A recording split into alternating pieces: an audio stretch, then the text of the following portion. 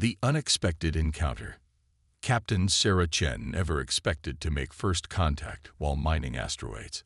The Helios Mining Corporation's vessel, Lucky Strike, had been testing their experimental quantum fracturing beam on a particularly stubborn piece of space rock when everything went sideways. Literally. "Cap, you might want to see this," her chief engineer Marcus Williams called out, his dark fingers dancing across the holographic display. "The QF beam is doing something unusual." Sarah pushed off from her command chair, letting the zero-gravity environment carry her to the engineering station.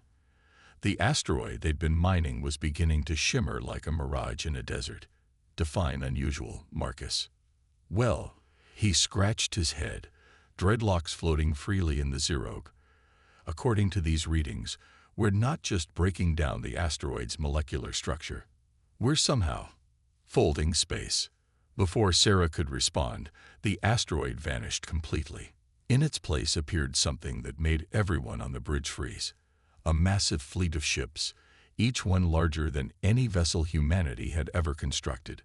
They gleamed like polished chrome in the starlight, their designs so perfectly geometric they seemed impossible. "Those weren't there a second ago," Sarah stated unnecessarily, her mind racing through options. "Defensive positions."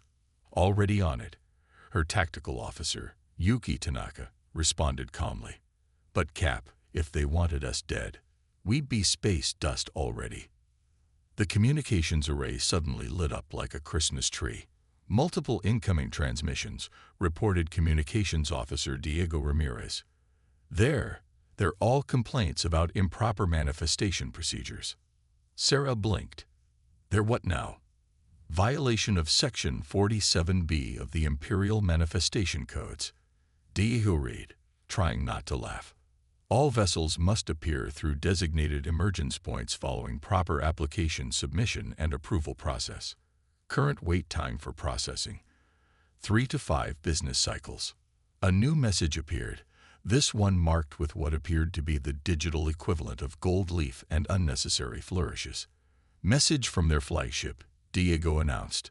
"Their Grand High Admiral of Bureaucratic Affairs demands to know how we bypassed their carefully maintained waiting list of 47,000 years." Sarah ran her fingers through her short black hair, a habit she'd never quite broken despite the way it made strands float around her head in zeroed. "Send them this. Our sincerest apologies for the unexpected arrival. We were simply mining an asteroid and appear to have accidentally discovered your fleet. We'd be happy to fill out any necessary paperwork." There was a long pause before the response came. "They say that's impossible. There's no procedure for accidental discoveries. All discoveries must be properly scheduled and documented in advance." The entire bridge crew tried, and failed, to suppress their grins. Sarah could already see where this was going. Humanity had a particular talent for breaking supposedly unbreakable systems, usually without even trying. "Tell them we're very sorry to disrupt their procedures," Sarah replied diplomatically. "Perhaps we could schedule a meeting to discuss the proper protocols for unscheduled meetings." The response was immediate and came across all channels simultaneously. "Day 8 Dewey's not QMPUK." Marcus chuckled from his station. "I think we broke them, Cap." "Send another message," Sarah decided. "Tell them that we understand their commitment to proper procedure, and we're prepared to help them develop new protocols for handling situations that don't fit existing protocols." "Their flagship is approaching," Yuki reported. "But their formation is odd.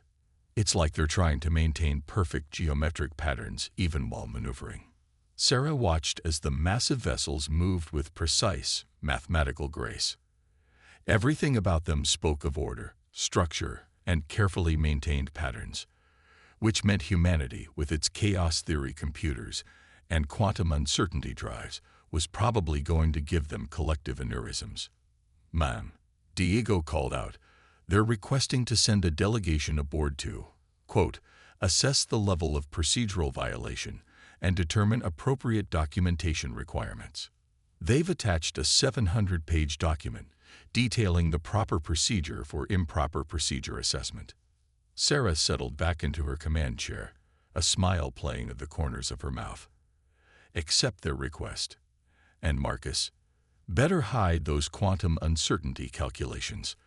Let's not give them a heart attack in the first 5 minutes. As the crew prepared for their visitors, Sarah couldn't help but wonder how the Empire would react when they learned that humanity's greatest technological achievements came from embracing chaos rather than trying to control it. Something told her this was going to be an interesting first contact. The massive Imperial shuttle approached their ship with mechanical precision, its every movement calculated to maintain perfect symmetry. Sarah had a feeling the galaxy was about to learn that sometimes the best protocols were no protocols at all. Protocol. What protocol? The Imperial delegation's arrival aboard the Lucky Strike was a study in contrasts, where the human mining vessel embraced practical efficiency with its modular design and adaptable spaces. The Imperial officials seemed personally offended by the lack of ceremonial architecture. High Administrator Vilera stood perfectly still in the cargo bay turned reception area, their chrome-plated exoskeleton reflecting the industrial lighting in precise patterns. Behind them, a dozen lower-ranked administrators formed a perfect geometric pattern, each holding identical data tablets at exactly the same angle. This arrival facility fails to meet standard Imperial Reception Protocol 7249B, Vilera announced, their translator rendering their speech in crisp, mechanically perfect English. The ceiling height is 2.3 centimeters below minimum requirements. Sarah Chen managed to keep a straight face, though she noticed Marcus biting his lip to suppress a laugh. We apologize for the oversight. This is primarily a mining vessel, you see. Irrelevant, Vilera declared. All facilities must conform to Imperial standards regardless of primary function. Please present your standard configuration documentation and variance application forms. We don't actually have those, Sarah admitted. We weren't exactly planning on making first contact today. The perfect formation of Imperial administrators rippled with what might have been collective horror. Vilera's exoskeleton shifted through several metallic hues before settling on a distressed bronze. Impossible. All first contact scenarios must be properly documented and scheduled in advance. Yeah, about that. Marcus stepped forward, his dreadlocks still floating slightly in the lower gravity they maintained to conserve power. We humans tend to work a bit differently. Sometimes things just happen. Things do not just happen, Vilera insisted. The Empire has spent 20,000 years eliminating unauthorized happenings. Everything must follow proper procedures. Sarah noticed one of the younger administrators, their exoskeleton a less polished chrome than their colleagues, showing signs of interest rather than horror. How do you handle unexpected situations? They asked, earning immediate disapproving shifts in color from their colleagues. We adapt, Sarah explained. Our entire technology base is built on adapting to uncertainty. Take our quantum fracturing beam, for instance. It works precisely because we don't try to control every variable. Vilera's color shifted to an alarmed copper. You intentionally utilize uncertainty in your technology, without filing the appropriate uncertainty management documentation. We find it more efficient, Marcus grinned. Our best innovations often come from unexpected results, like accidentally finding your fleet while mining an asteroid. The young administrator's exoskeleton rippled with what might have been excitement. Is this why your ship's power signature appears to fluctuate randomly? You're using quantum uncertainty principles in your engineering. Junior Administrator Ravek, Vilera's tone could have frozen helium. You forget yourself. Such questions require proper submission through the Committee for Unauthorized Knowledge Assessment. But Sarah had noticed something interesting. While Vilera and the senior administrators maintained their rigid formation, several of the younger ones had shifted ever so slightly out of perfect alignment, their attention clearly caught by the human approach to technology and problem-solving. Perhaps, Sarah suggested diplomatically, we could establish new protocols together. Something that allows for both structured documentation and unexpected discoveries. Vilera's exoskeleton cycled through several colors rapidly. New protocols. without preceding protocols for establishing new protocols. This is unprecedented. Most of human history is unprecedented, Marcus pointed out cheerfully. That's kind of our thing. Ruvek, the curious young administrator, had drifted even further out of formation. High Administrator, might I suggest, an emergency protocol for handling situations without protocols. The suggestion sent ripples of color changes through the Imperial delegation. Sarah watched with fascination as the rigid hierarchy literally showed cracks, the perfect geometric pattern of their formation disturbed by subtle shifts and movements. I suppose, Vilera finally conceded, their chrome finish now showing distinct patterns of uncertainty. We could establish a temporary committee for the development of emergency protocol development protocols. Fantastic, Sarah smiled. While your committee works on that, would you like a tour of our quantum engineering section?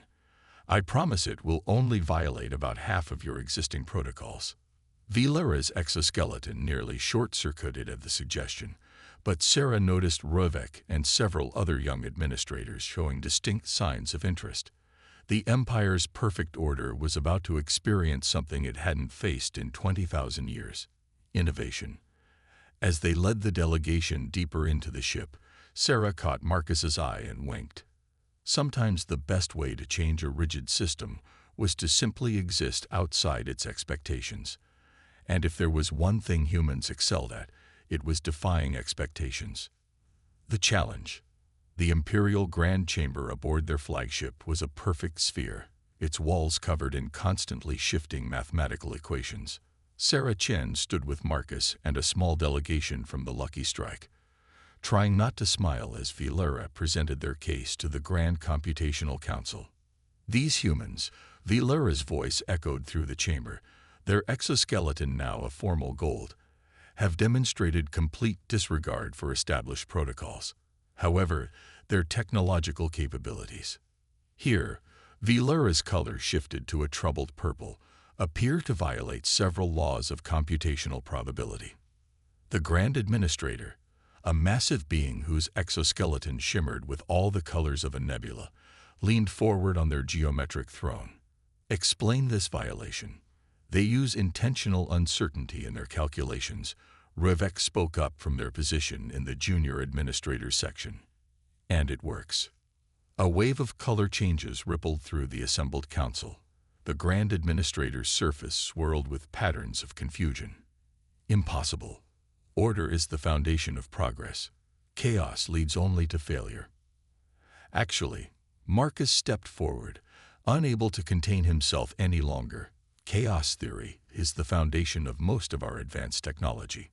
We found that embracing uncertainty often leads to better solutions than trying to control every variable. Preposterous, declared one of the senior calculators, their silvery surface rippling with disapproval. We have spent 20,000 years perfecting our computational models. They account for every possible variable. Sarah noticed Ruvek and several younger administrators exchanging looks that seemed skeptical even through their metallic exteriors. Perhaps, she suggested, we could demonstrate our methods. The Grand Administrator's surface stabilized into a pattern of stern authority. Yes, a challenge is in order. According to Protocol 789X subsection 47, unregistered species must prove their technological worth through standardized testing. We accept, Sarah replied immediately, ignoring Vilera's horrified color shift. What's the challenge? The chamber's equations shifted, forming a three-dimensional model of what appeared to be a solar system. At its center, a star pulsed an angry red. The Nexus system, the Grand Administrator announced. A colony world abandoned 3,000 years ago, when its star began destabilizing. Our calculations indicate total stellar collapse within the next century.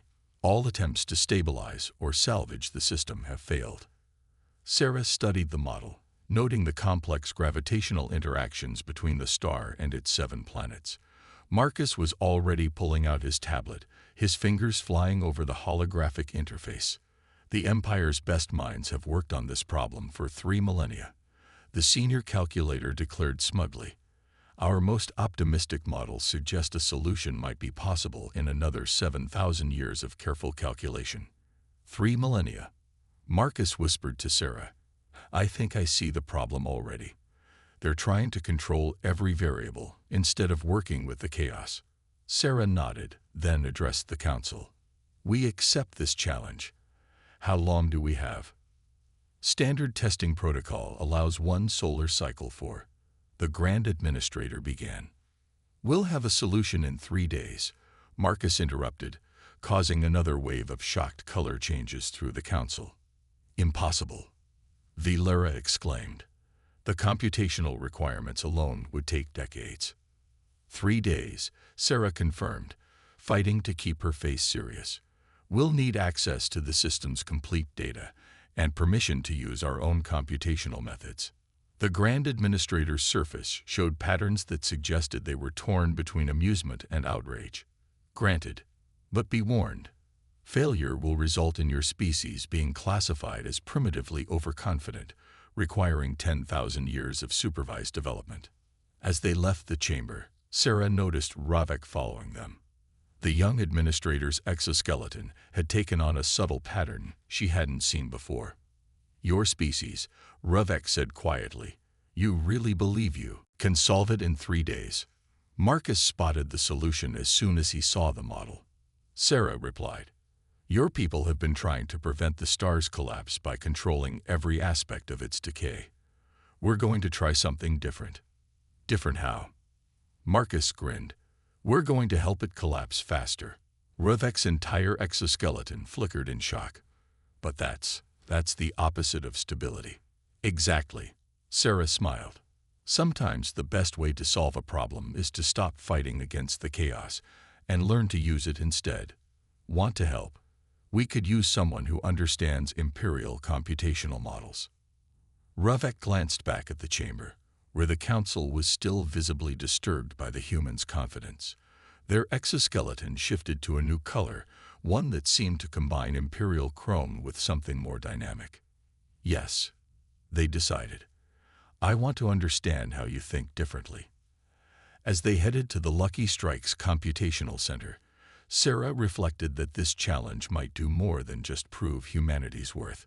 It might just help the Empire remember something they'd forgotten in their pursuit of perfect order. Sometimes, the most elegant solutions come from embracing the unexpected. Turning the tables. The Lucky Strike's computational center had been transformed over the past 3 days. Holographic displays covered every available surface, showing swirling mathematical models of the Nexus system's star. Ravek stood in the center of it all, their exoskeleton shifting through patterns of amazement as they watched Marcus and his team work. This defies every principle of stellar engineering, Ravek said, studying a particularly complex simulation. You're introducing controlled instability into already chaotic systems. Exactly, Marcus grinned, his dreadlocks tied back as he worked between 3 different holographic interfaces simultaneously. See, your people have been trying to prevent the inevitable. We're going to work with it instead.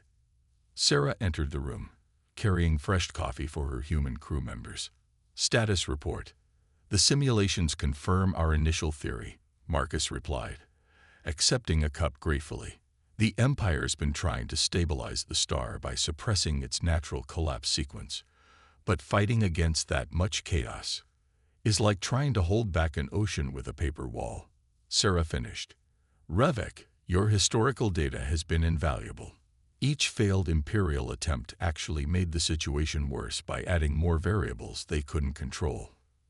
Ravek's surface rippled with what had become their signature pattern of excitement mixed with anxiety.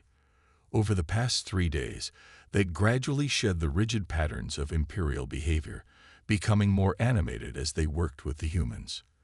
The Council will never accept this solution, they warned. It goes against 20,000 years of computational theory. They'll have to, Marcus said confidently, pulling up a new simulation. Because in about 6 hours, we're going to prove it works.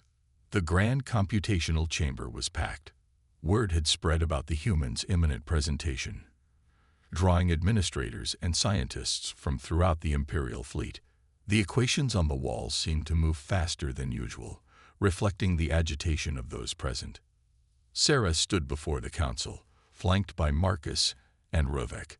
The young administrator had insisted on being part of the presentation, despite the disapproving color shifts from their superiors.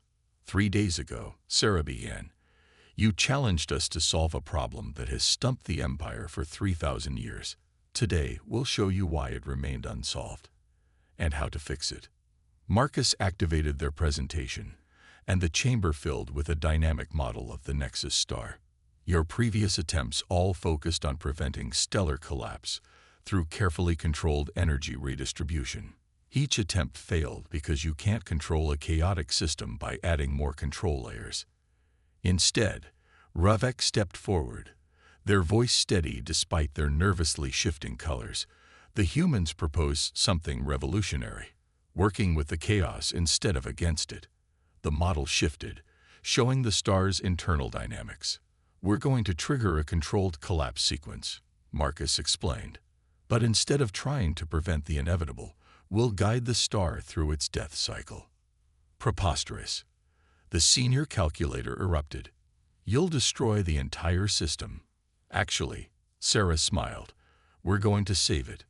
Marcus's fingers danced across his interface, and the model expanded to show the entire system. The star's death is inevitable, but by controlling how it dies, we can use its final collapse to reshape the entire system. Watch. The simulation played forward. The star's collapse, rather than destroying everything, created a cascade of precisely calculated effects. Gravitational forces shifted, orbital patterns changed, and when it was done, impossible, the Grand Administrator whispered, their surface showing unprecedented patterns of shock. Where there had been one dying star and 7 threatened planets, the simulation showed a stable binary system. The star's collapse had been guided to split it into 2 smaller, stable stars, their gravitational dance perfectly balanced to preserve the habitable zones of 5 of the 7 planets. We call it controlled chaos theory, Sarah explained into the stunned silence. Sometimes the best way to solve a problem is to stop preventing the inevitable and instead shape how it happens. The calculations, Vilera sputtered, their gold surface showing streaks of confused purple, the variables involved. It would take centuries to compute all possible outcomes. That's the beauty of it, Marcus grinned. We didn't. Our quantum computers don't try to calculate every possibility. They surf the probability waves, finding the paths that work naturally. Rovek stepped forward again. I verified their calculations using imperial methods. It's unorthodox, but the math is sound. They've done in 3 days what we couldn't do in 3,000 years. The chamber erupted in discussion, administrators and scientists arguing in a cascade of shifting colors and breaking formation for the first time in recorded imperial history. Sarah noticed that the younger members were already clustering around Marcus, peppering him with questions about quantum computation and chaos theory. The Grand Administrator raised their appendages for silence. Their surface had settled into an entirely new pattern, one that combined the traditional imperial chrome with swirling, chaotic elements. You have not simply solved the challenge, they announced. You have demonstrated an entirely new way of thinking about the universe itself. Their surface shifted again, showing hints of what might have been amusement. Though I suspect you have also created unprecedented chaos in our administrative systems.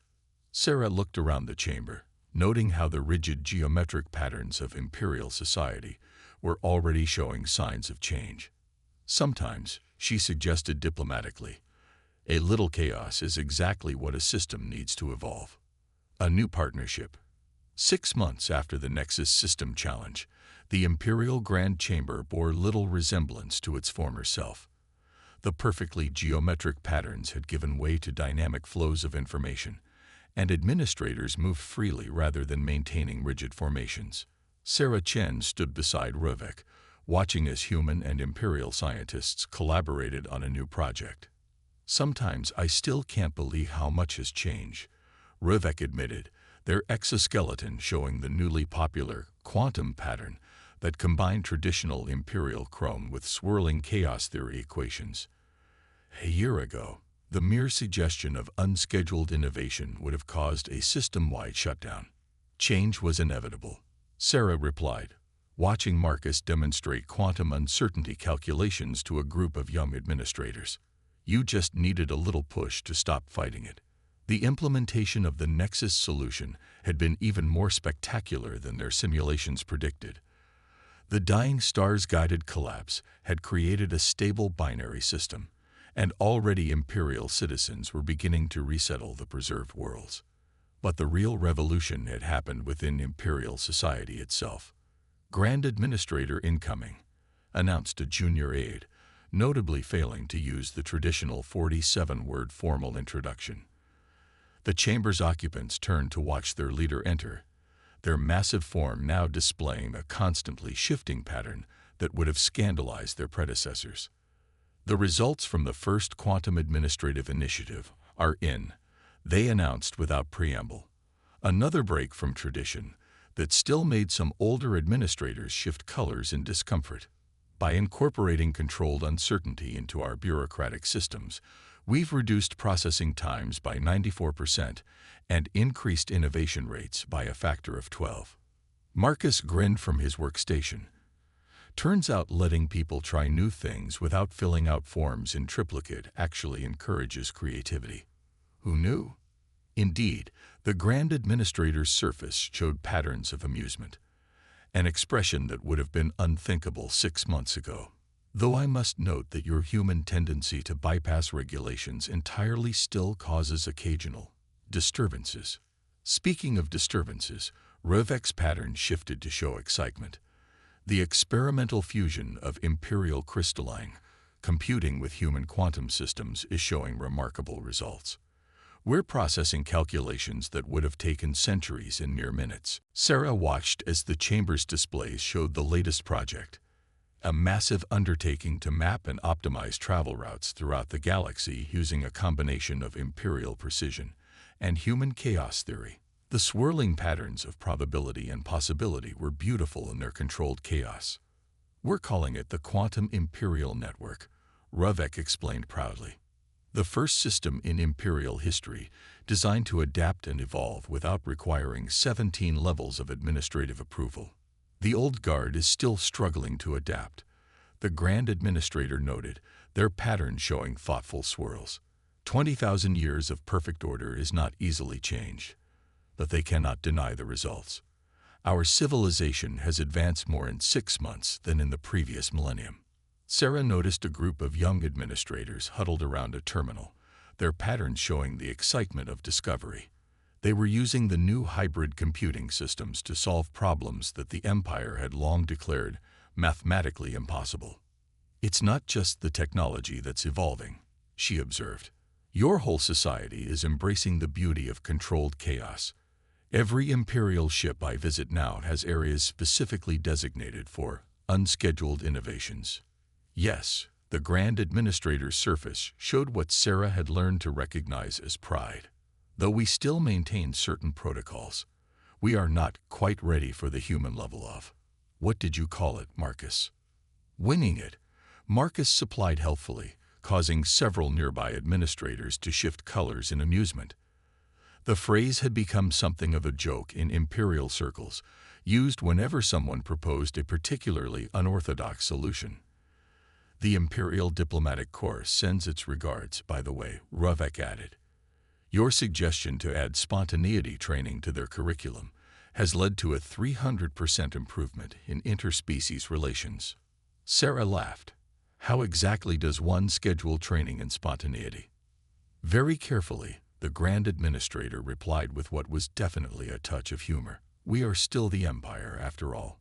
We just believe in allowing a certain amount of calculated probability fluctuation. As if to emphasize their point, alarms suddenly blared throughout the chamber. The displays shifted to show a new anomaly, a strange reading from a distant sector of space. Unidentified phenomenon detected, announced the monitoring system. No existing protocols match current parameters. 6 months ago, Such an announcement would have triggered an empire-wide shutdown and years of committee meetings. Now, Sarah watched with pride as the chamber burst into excited activity.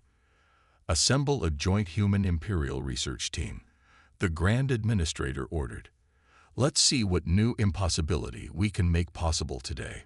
Revek's pattern shifted to show eager anticipation. "I believe humans have a saying for situations like this." Sarah nodded, sharing a grin with Marcus. "Into the unknown." "Into the unknown." The Grand Administrator agreed, their surface showing the now familiar pattern of ordered chaos that had become the symbol of the new empire, but perhaps with just a few carefully selected protocols. For tradition's sake, as the chamber buzzed with preparation for their next adventure, Sarah reflected that this was perhaps humanity's greatest gift to the galaxy, not just the technology to solve impossible problems, but the courage to embrace the unknown, to find beauty in uncertainty, and to face the chaos of the universe with a smile and a ready what-if. The Empire had taught humanity the value of structure and precision. Humanity had taught the Empire the power of chaos and change. Together, they were writing new protocols for a future that nobody could have predicted, and that was exactly what made it wonderful.